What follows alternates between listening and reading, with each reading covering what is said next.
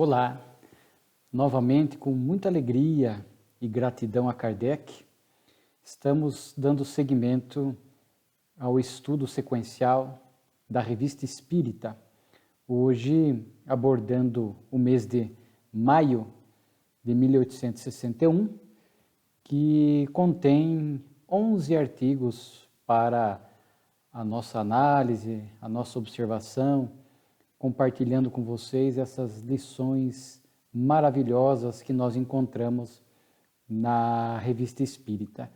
E o artigo inaugural já é bastante interessante e vai nos trazer muitas lições e aprendizados, porque trata-se de um discurso de Allan Kardec. Nós vamos encontrar ao longo da Revista Espírita, já vimos aqui um ou dois discursos de Kardec, nós vamos perceber que esses discursos são muito instrutivos, principalmente para os dirigentes da Casa Espírita. Vemos que esses discursos de Kardec servem para nortear o movimento espírita, a gestão da Casa Espírita, são verdadeiros alertas para nós, inclusive alertas que Kardec faz de cunho moral. Ao longo da revista, nós temos em torno de 13, 14 discursos de Allan Kardec reproduzidos. Aqui é um discurso que ele fez na abertura, lá eles chamavam de o Ano Social da Sociedade Parisiense de Estudos Espíritas. Isso se deu no dia 5 de abril de 1861. Estava começando o 4º ano da Sociedade Parisiense e algumas vezes Kardec fazia esse discurso de reabertura, digamos assim, dos trabalhos para mais um ano de funcionamento da Sociedade Parisiense de Estudos Espíritas.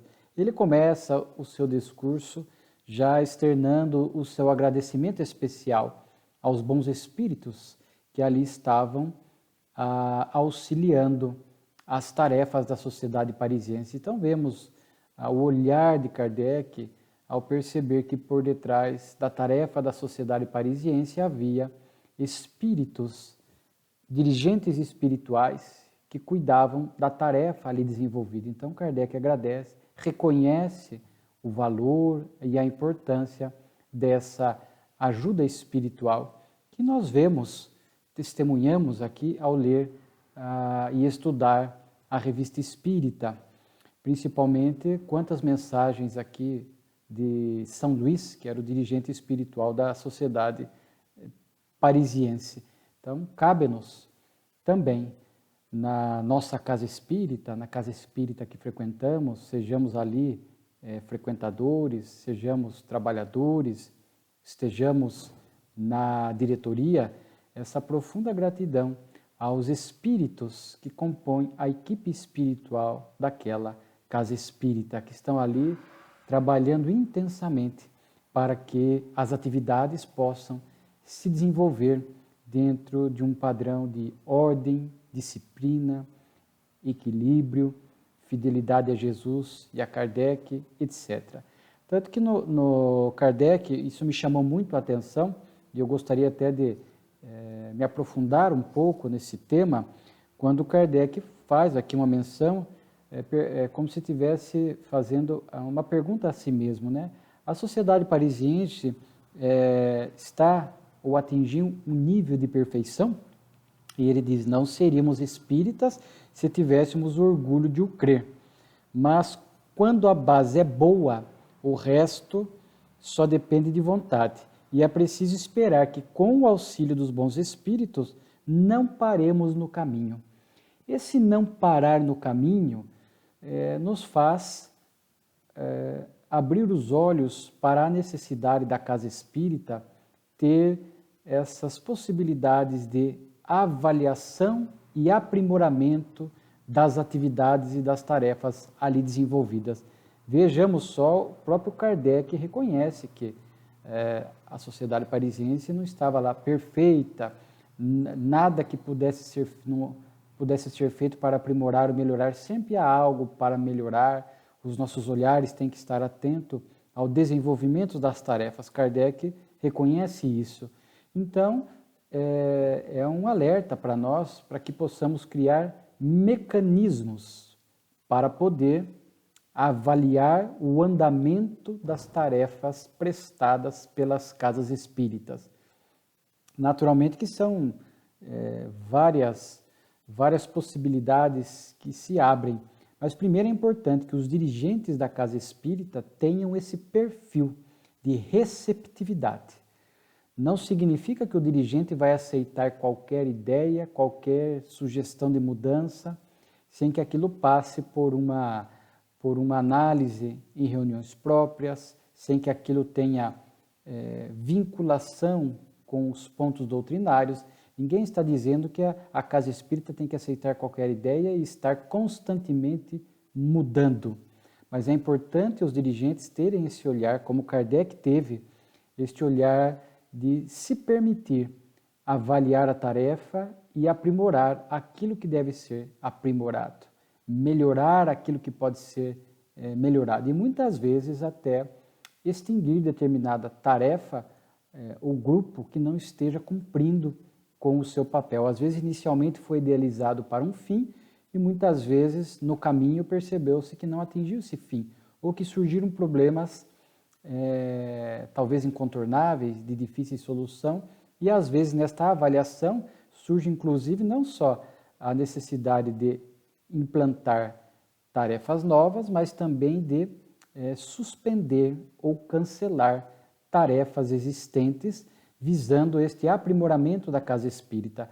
É muito importante esse perfil, portanto, da diretoria, não aquela diretoria que se fecha, dizendo que não, a casa espírita está perfeita, não há nada para fazer, não aceita esta interferência externa que chegue.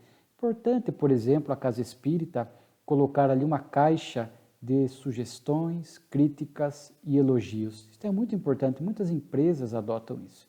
Importante que o templo religioso tenha este feedback dos frequentadores, porque nem todos os frequentadores se sentem à vontade para diretamente interpelar algum dirigente ou algum trabalhador para fazer uma crítica, às vezes tecer algum elogio. Talvez o elogio seja até mais fácil, mas tecer alguma crítica seja difícil para muitos. Então é importante ter esta caixa onde a pessoa, sem se identificar, possa ali colocar críticas, elogios e sugestões. Importante a diretoria periodicamente abrir esta caixa e ver o que tem chegado, para que, repito, em momentos próprios, em reuniões periódicas que a diretoria faz, possa verificar item por item e ter esta maturidade, este equilíbrio para perceber se aquela crítica ela é realmente verdadeira, se ela tem a sua razão de ser, o que precisa ser feito, que mudanças precisam ser implementadas para melhorar aquele serviço que foi apontado ali na crítica. Se a sugestão ela realmente é bem-vinda, porque existe. Nós não estamos aqui, repito, porque surgem muitas novidades, modismos que se querem implantar na casa espírita. Às vezes algum frequentador que não tenha tanto conhecimento da doutrina possa colocar ali ideias, novidades, modismos que às vezes irão desfigurar a casa espírita. Então a diretoria, para isso, irá dizer não irá implantar esta ideia. Porque surgem, por exemplo, sugestões de cromoterapia, sugestões de cristais, apometria e outras práticas que merecem o nosso respeito, mas que não têm nenhuma conexão com a casa espírita, que é uma escola de almas, um hospital e um espaço de convivências onde há o relacionamento humano. E todos esses aspectos da casa espírita têm que ser sempre avaliado, observado e aprimorados quando é possível, né? Quando haja necessidade. Importante, por exemplo, além dessa caixa de sugestão, hoje nós temos meios virtuais e é um dos aprimoramentos que a casa espírita terá que passar.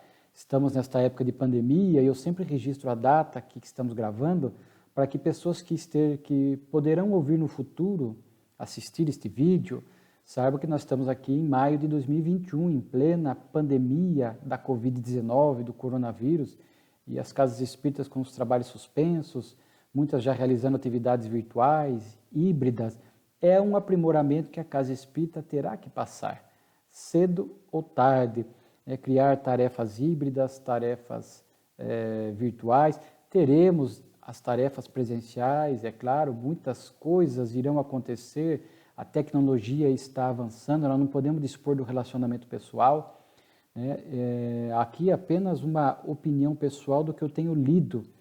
A tecnologia 5G vai nos permitir projeções holográficas. Então, por exemplo, um morador que mora em outra cidade, em outro estado distante, a casa espírita poderá, no futuro, não sei quando, agendar uma palestra com ele, sem custo de deslocamento, de todas as dificuldades que surgem para o próprio morador de deslocamento.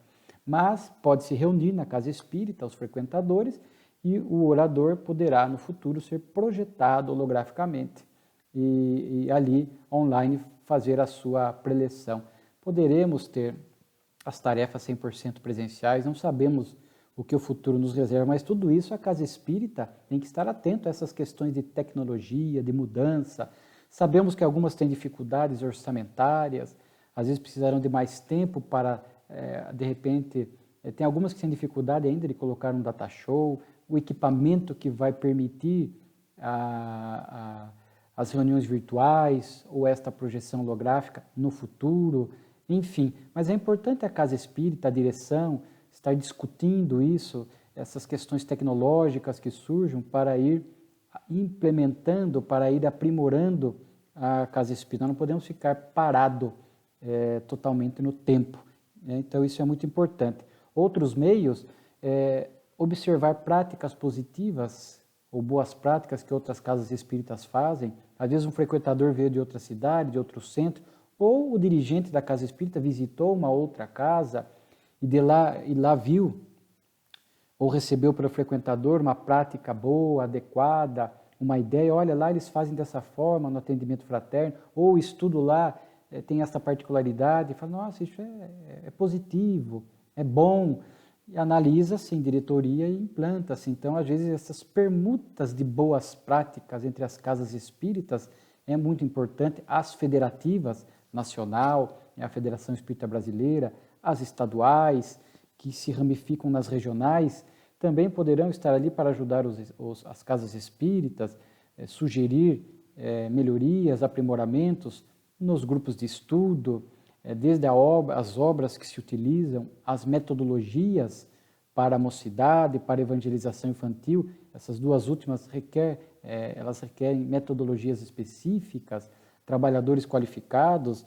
Então vejamos o quanto é importante. Você vê assim, um pedacinho do discurso de Kardec já nos trouxe tantas observações para que a gente possa realmente estar atento à casa espírita, às tarefas, às necessidades de avaliação periódica, para manutenção daquilo que está adequado, aprimoramento daquilo que precisa e, eventualmente, cessação de alguma atividade que não está correspondendo, porque a grande proposta é, de fato, nós seguirmos fiéis a Kardec e a Jesus, mas é importante esta percepção, este olhar que os dirigentes e os trabalhadores da casa espírita têm, criar departamentos que cuidam da comunicação social do centro, que vão cuidar da parte da tecnologia, que vão cuidar do atendimento fraterno, do passe, da parte doutrinária da casa, avaliar as obras que estão estudando, a parte mediúnica.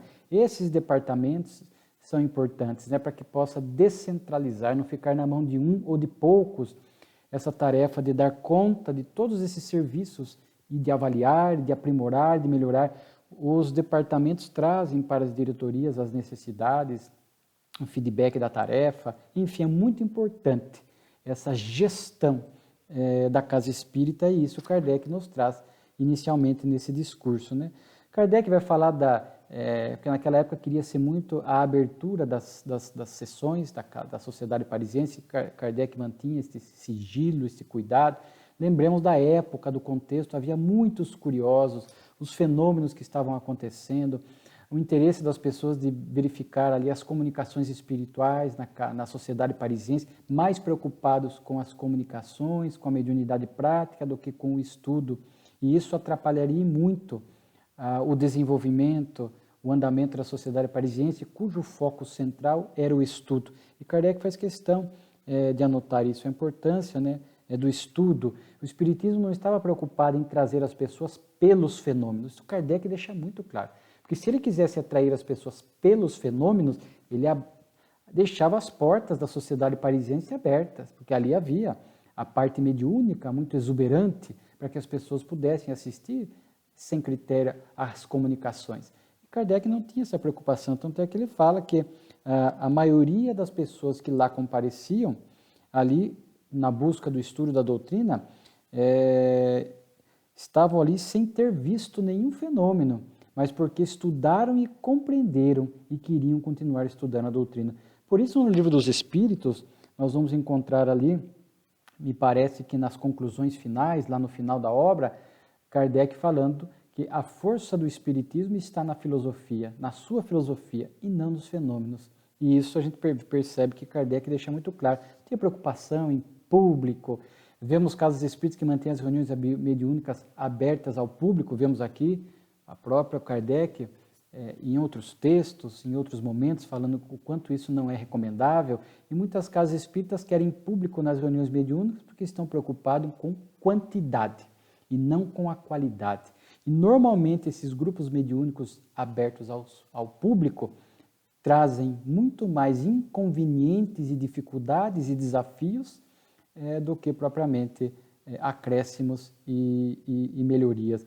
Kardec fala os curiosos que apareciam e queriam realmente atrapalhar o desenvolvimento adequado, não queriam estudar, não queriam aprender, eram realmente pessoas curiosas, e a preocupação de Kardec é realmente o estudo, o aprendizado, né? Ele diz assim, antes de instruir os outros, quisemos nós próprios nos instruir.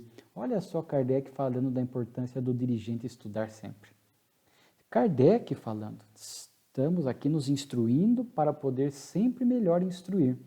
Então, os dirigentes, os palestrantes, os que trabalham com a divulgação da doutrina, sempre estudando melhor, instruindo-se para poder instruir melhor. Então, o próprio exemplo do codificador. Por isso que eu disse que os seus discursos são extraordinários, né?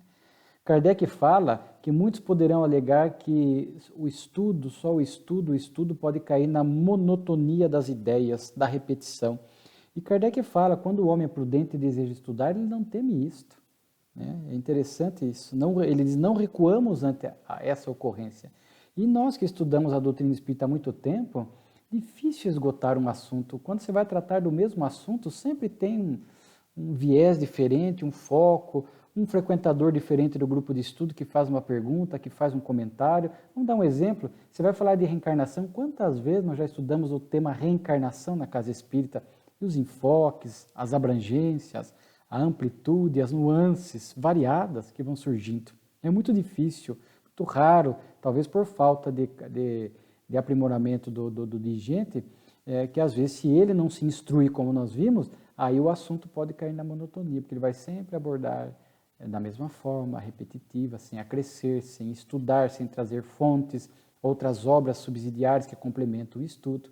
Mas a paciência, você vai falar sobre um tema sobre paciência, pode parecer um tema desgastado, né? Mas você sempre vai encontrar no texto de Joana de Ângeles um fato pessoal, um enfoque, uma lição que você encontra. Então, aquele que se instrui sempre torna a abordagem, às vezes, do mesmo assunto, sempre rica e dinâmica. É isso que Kardec está falando. Ele fala dos apressados que aparecem. Quantas vezes vimos, né? Pessoas que chegam na casa espírita apressados. Certamente surgiam esses apressados na sociedade parisiense, que chegam com problemas, com conflitos, com desafios, e querem que, milagrosamente, em poucas semanas, os seus problemas sejam solucionados.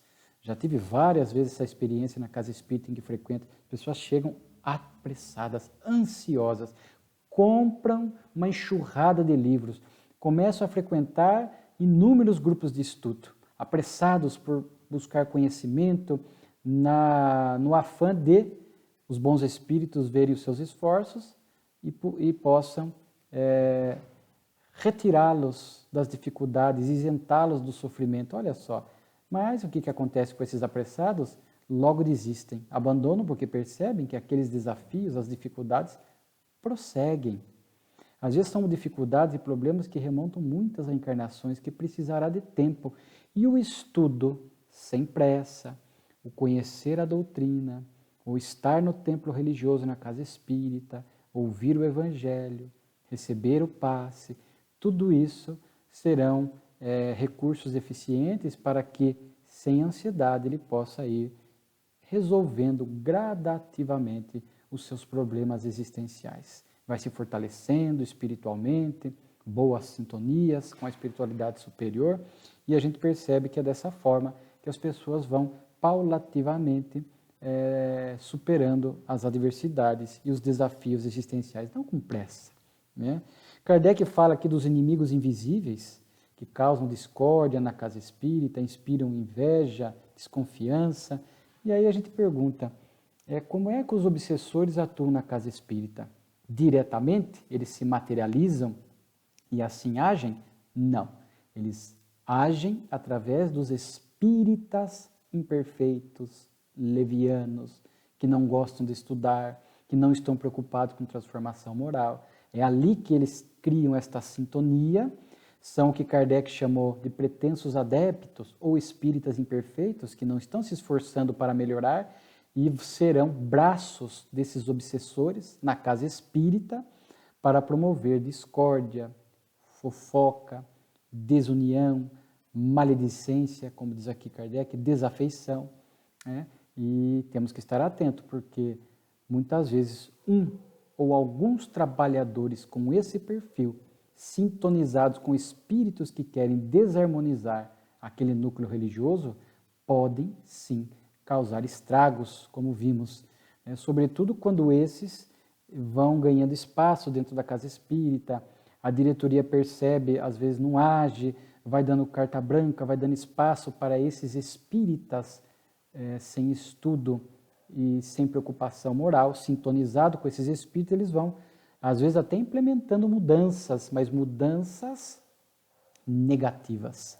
E a casa espírita vai se desfigurando, às vezes, num grupo mediúnico, num grupo de estudo, desarmoniza-se, aquilo espraia-se por outros segmentos da casa espírita e quando vemos está ali uma perturbação enorme. É importante ter este olhar, este cuidado para lidar com esses que estão sendo alvo. Ninguém está mandando aqui mandá-los embora, né? Fechar as portas das casas espíritas, mas há metodologias, técnicas, né? E há amorosidade para dialogar com esses trabalhadores, mostrar os malefícios. Às vezes estão fascinados, não aceitam a advertência.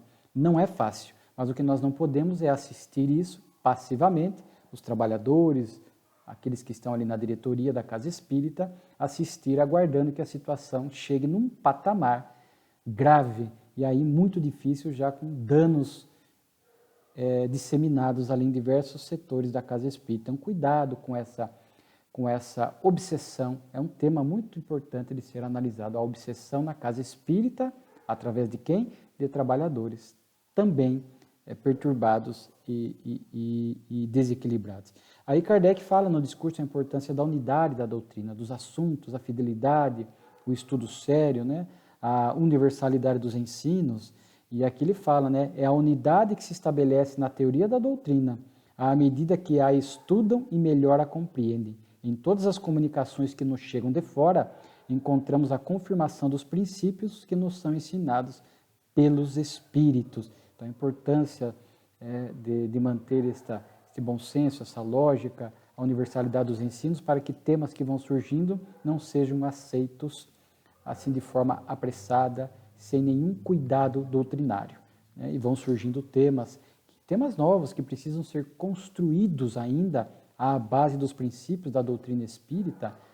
Existem temas, por exemplo, só um exemplo aqui, a questão de gênero, transgênero, homoafetividade, são temas que vão surgindo e ali muitas pessoas apressadas vão emitindo opiniões pessoais ou vão falando posição do Espiritismo, e ainda vemos que essas questões são novas, entre aspas, mas que precisam ser muito bem analisadas dentro dos princípios da doutrina.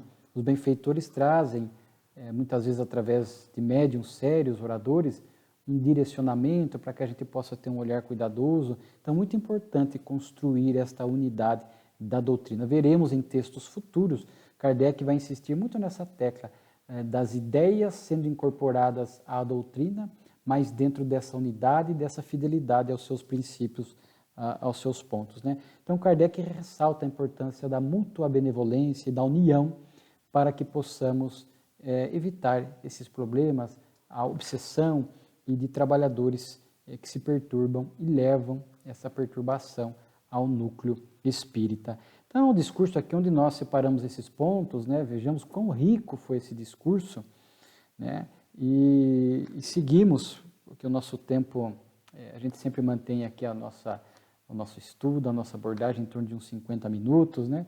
Aqui tem uma mensagem muito curiosa, chamada assim, o anjo da cólera. É um correspondente de Varsóvia que fala para Kardec que ele tomou conhecimento de uma situação de uma menina de 12 anos, excelente médium, que recebia boas comunicações espirituais e que ela estava numa região onde a cólera, estávamos naquela época numa epidemia de cólera, estava devastando a região.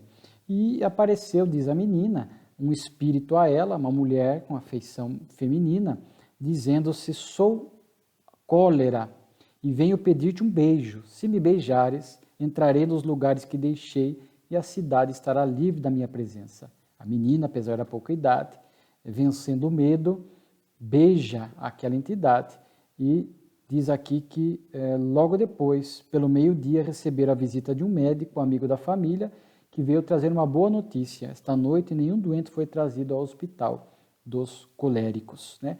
E isto se repetiu 3 anos depois, que eles saíram da cidade, voltaram a visitar a cidade, a menina, a médium e a família, que estava devastada de novo pela cólera, apareceu a mesma entidade, fez a mesma proposta, a menina aceitou, e novamente a cólera reduziu naquele local. Aí a pergunta é, mas aquele espírito era a personificação daquele flagelo, né, da cólera? E Kardec se socorre de São Luís e dirige a ele, e ele vai perguntar: quem é essa mulher que apareceu à moça, né? Já que nós não temos um flagelo, um espírito, como se aquele fosse realmente o espírito daquele flagelo. Ele disse: não era a cólera. Um flagelo material não reveste a aparência humana. Era o espírito familiar da mocinha, experimentando sua fé, e fazia coincidir esta prova com o fim do flagelo. Olha que interessante. Então, nós vamos ver até nas outras abordagens aqui, mas para ficar mais prático, que o espírito que aparecia à menina era um espírito superior, sabia que aquela prova da cólera naquela região já estava por extinguir, então aparecia a menina e fazia aquela proposta. Era como se ela estivesse, como diz aqui, testando, experimentando a fé da menina. Certamente que essa experiência para aquela menina trouxe esse fortalecimento da fé, ela venceu o medo.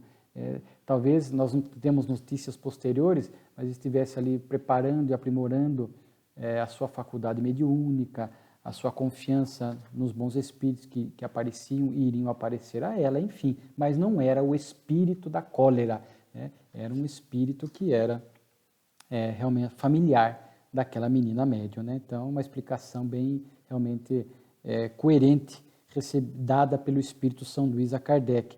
Depois nós temos aqui o fenômeno de transporte. Aqui eu vou recomendar a vocês, porque aqui são citados 2 fatos de transporte de objetos.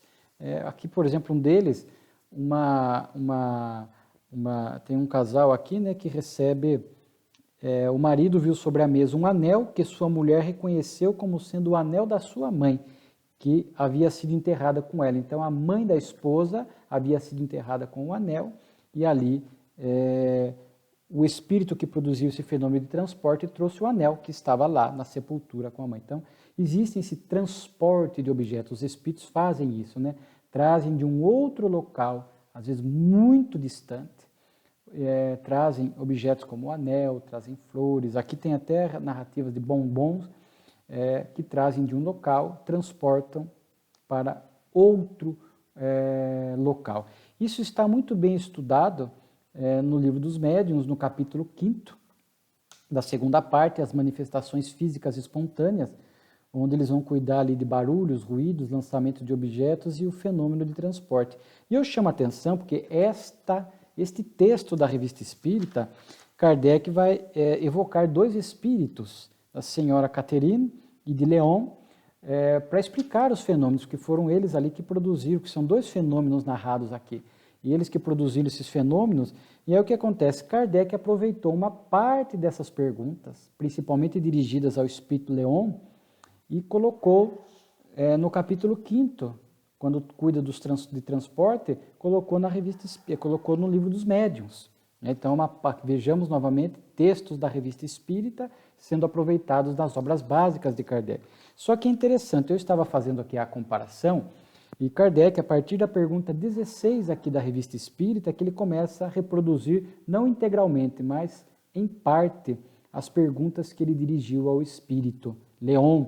Como é que ele produziu o fenômeno, se ele poderia trazer objetos de outro planeta, como é que ele trouxe a flor, como é que ele trouxe o bombom, se isso, da onde ele tirou a pessoa deu por falta, se ele poderia fazer aquilo, se ele poderia levar o objeto de volta, perguntas para Kardec entender como é que o fenômeno acontecia.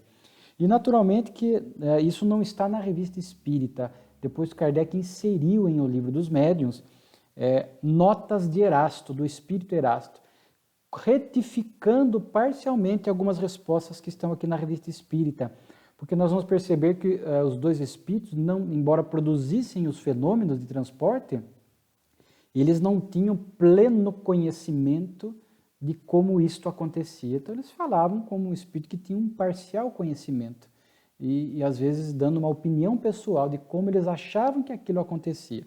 Então é muito interessante estudar este artigo da revista aqui com o capítulo 5º para que a gente possa buscar as notas de Erasto que vão nos apresentar os conceitos e as explicações corretas.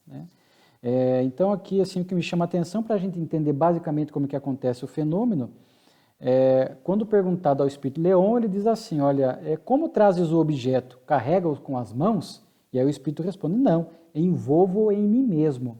E aí vem a nota de Erasto. Ele não explica claramente a sua operação, pois na verdade não envolve o objeto na sua pessoa, no seu ser.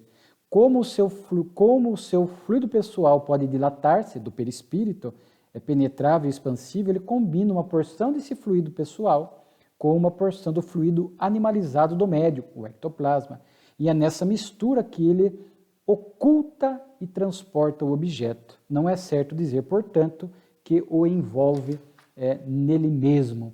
Então aqui é essa explicação básica que Erasto faz, essa expansão, ou seja, esse fluido perispiritual do espírito, que lhe permite, combinando esse fluido com o fluido do médium, o ectoplasma, que permite que esta combinação ele possa revestir o objeto e isso lhe propicia desmaterializá-lo do local onde estava, movimentar-se no mundo espiritual, trazer para um outro local e ali materializar novamente aquele objeto. Então, é a lei dos fluidos que nos permite entender.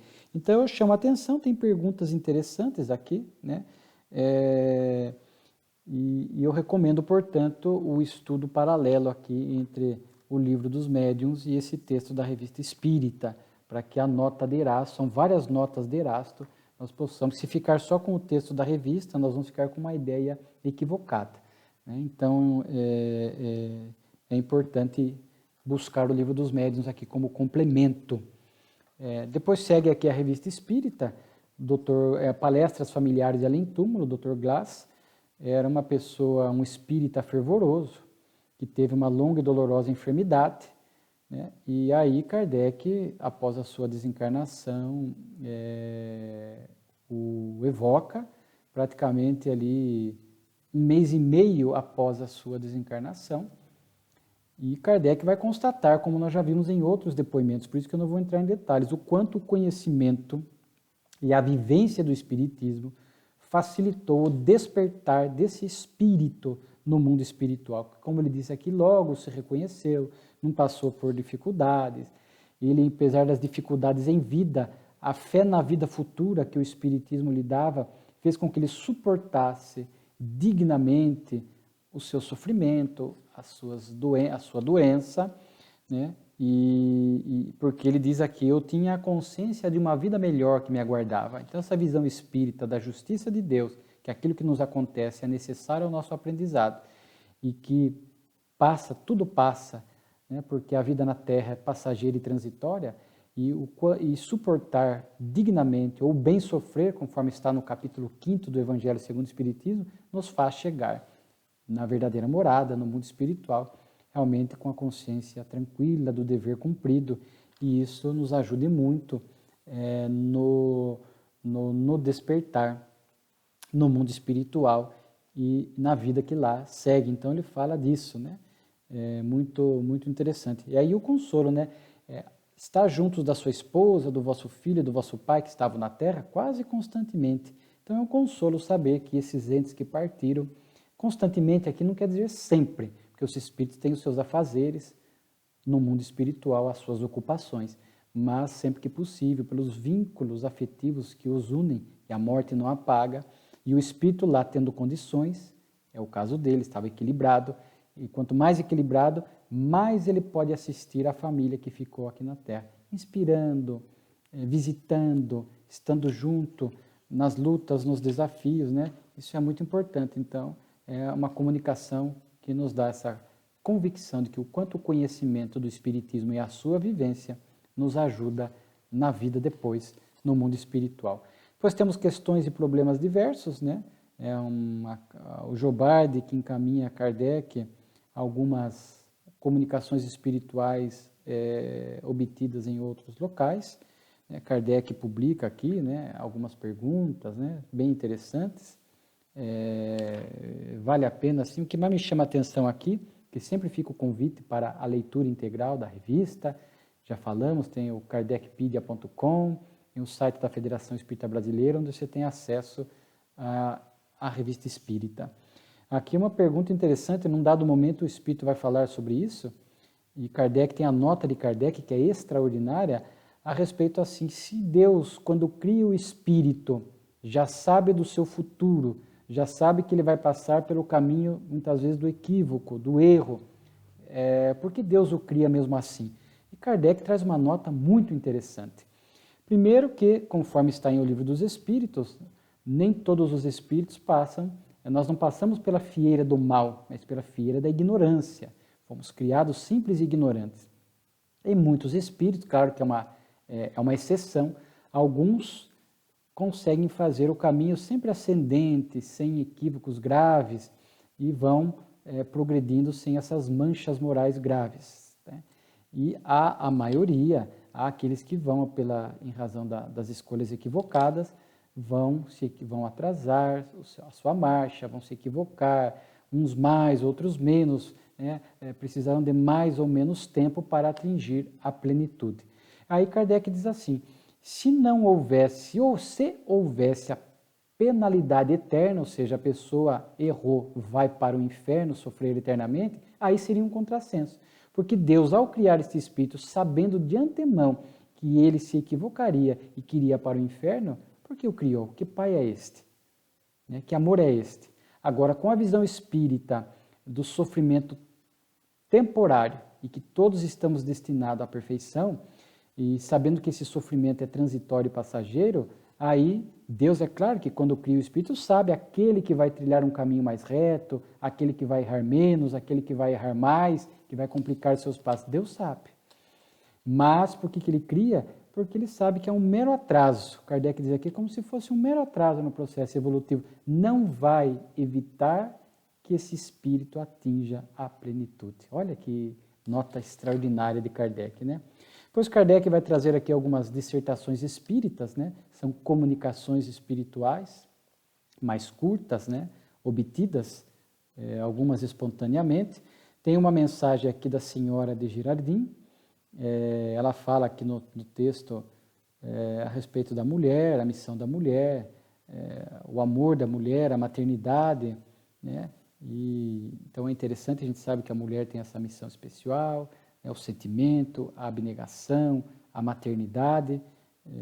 Claro que às vezes nem todas conseguem passar pela maternidade, às vezes existem questões missionárias envolvidas ou expiações envolvidas, né? Mas é interessante que este espírito, na nota de Kardec aqui, parece que ele houve mensagens atribuídas à senhora de Girardin, cujo conteúdo não confirmavam. Então era algum espírito que estava ali provavelmente mistificando. E aí Kardec fala que nessas outras mensagens da senhora de Girardin, que não se revelou com tanta grandeza, porque os bons espíritos não se contradizem. Não pode um espírito, a hora trazer um ensinamento e depois se contradizer. Comunicações elevadas e depois comunicações levianas. Então, alguma coisa de errado. Aí Kardec vai na sua nota, isso é uma lição para a mediunidade, dizer que quando surgem comunicações com nomes de espíritos e percebe-se pelo teor que aquilo não veio daquele espírito que em outras comunicações já deu prova da sua superioridade, nós podemos estar diante de duas situações de Kardec. Mistificação é um espírito usando o nome daquele outro espírito, e daí naturalmente que por ser um espírito mistificador não consegue manter a qualidade elevada e portanto traz assuntos equivocados, distorcidos, ou filtragem mediúnica. Às vezes é o espírito, mas é o médium, às vezes inexperiente, que acaba desconfigurando a comunicação que o espírito traz, né? Então é uma nota muito boa. Nós temos aqui uma mensagem bonita de Lamennais, a pintura e a música, para quem gosta de artes, né? Ele vai falar aqui que a música é uma manifestação, a pintura e a música. Então ele vai falar que a arte, né, é o belo, o verdadeiro, o bem, e a música é um dos ramos da arte. Está inteiramente no domínio da sensação, né? A música, a meu ver, é a arte que vai mais diretamente ao coração. Então é uma mensagem que está falando dessa elevação da boa música. A boa música realmente nos comove, nos toca, como diz ele aqui, diretamente o coração, né? A música vai do coração ao espírito, a pintura do pensamento ao coração. Então ele está fazendo uma comparação aqui entre a pintura e a música, dizendo que a música tem essa capacidade de mais diretamente atingir a alma. Porque às vezes a pintura envolve uma abstração, às vezes você olha a pintura, você para, você analisa, você vai ver o que passou no coração ou no pensamento do pintor, o que é a mensagem que ele está querendo trazer. Então às vezes demanda tempo, é uma coisa mais abstrata, às vezes muito subjetiva. A música não, quando a gente ouve uma música clássica, quando a gente ouve um Mozart, um Beethoven, por exemplo, aquela música já de imediato nos sensibiliza, nos emociona, nos toca o coração. Então é muito bonita esta mensagem de Lamennais e ele próprio deixou aqui uma música como indicação. Eu, até quando li o texto, eu escutei novamente, porque já havia escutado, e realmente é uma música muito bela. Ele disse aqui, ele diz assim, amai o Requiem de Mozart. Comunicação muito bonita. Aqui tem, eu gostaria de me abordar um pouco mais uma comunicação que está aqui, apesar do tempo. Eu vou voltar nela. Nós temos uma comunicação aqui, vinde a nós, também é uma comunicação muito, muito interessante. Comunicação progresso intelectual e moral, é uma mensagem de Georges, né? E falando do progresso moral e do progresso intelectual, ele diz assim, o progresso moral é o de mais útil aquisição, porque nos corrige as más inclinações e nos torna bons, caridosos e devotados. Contudo, o progresso intelectual é também útil ao nosso adiantamento, porque eleva a alma e nos faz corretamente julgar as nossas ações, facilitando o progresso moral. Eu recomendo aqui a Lei do Progresso, em O Livro dos Espíritos, ali as questões em torno da questão 780, fala-se dessa questão do progresso intelectual e moral. Sabemos que o intelectual é muito mais fácil, porque depende de leitura, de fixação de conceitos, né? E é útil, importante. E ali diz que normalmente o espírito progride primeiro no intelectual, por ser mais fácil, e o intelectual fomenta o moral, mas não de imediato.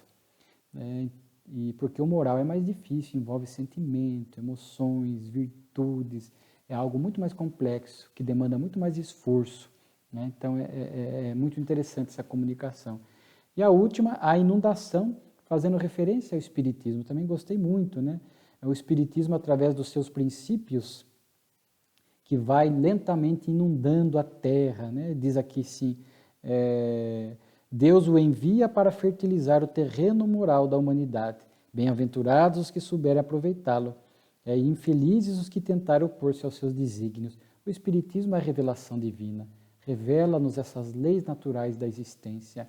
Portanto, não adianta querer criar obstáculos. Por ser lei natural, revelação divina, naturalmente que lentamente ele vai, como diz aqui, fertilizando o coração de cada um, fertilizando a humanidade, e os seus princípios, as suas ideias, as suas leis vão chegando pelo viés filosófico, científico, religioso, porque muitos pontos da doutrina, com o passar do tempo, serão integrados ou aceitos por outras religiões, mas tudo isso sem pressa. Mas é uma mensagem muito bonita, essa inundação.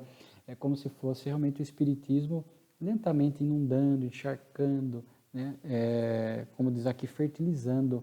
Muito bonita essa expressão, o fertilizando, o terreno íntimo de cada um. E aí eu encerro com essa comunicação que eu falei. Eu acho muito bonita essa comunicação, Festa dos Bons Espíritos, do Espírito Felícia. Recomendo a leitura. O Espírito vai descrever estas festividades no mundo espiritual quando um espírito, após uma jornada exitosa na Terra, retorna ao mundo espiritual. Ele fala que não tem nada a ver com as nossas festas terrenas. Então eles falam tem um encanto indescritível. Milhões de músicos cantam em liras harmoniosas as maravilhas de Deus e da criação. Lançam sobre os recém-chegados nuvens de flores, cujo perfume e variadas nuances não podeis compreender. Depois, o banquete fraterno a que são convidados os que com felicidade terminaram suas provas e vêm receber a recompensa de seus trabalhos. Então, é muito bonita essa mensagem. Repito, nós estamos em maio de 2021, nós até fizemos uma referência a essa mensagem, e aqui homenageamos também, porque a nossa querida trabalhadora Sueli Caldas Schubert, autora de livros, palestrante, uma trabalhadora incansável da doutrina, desencarnou há poucos dias, e certamente é um desses espíritos que chega do lado de lá com estas festas, porque não é privilégio, é mérito pela vida exemplar no bem, não é por ser espírita. Estas festas são feitas para todos aqueles que são homens de bem aqui na Terra, que estão trabalhando pelo bem, independentemente da religião. No caso da Sueli, uma espírita que viveu a doutrina, pregava com amor, a sua fidelidade doutrinária em mais de 50 anos dedicados ao espiritismo, ela nasceu num lar espírita.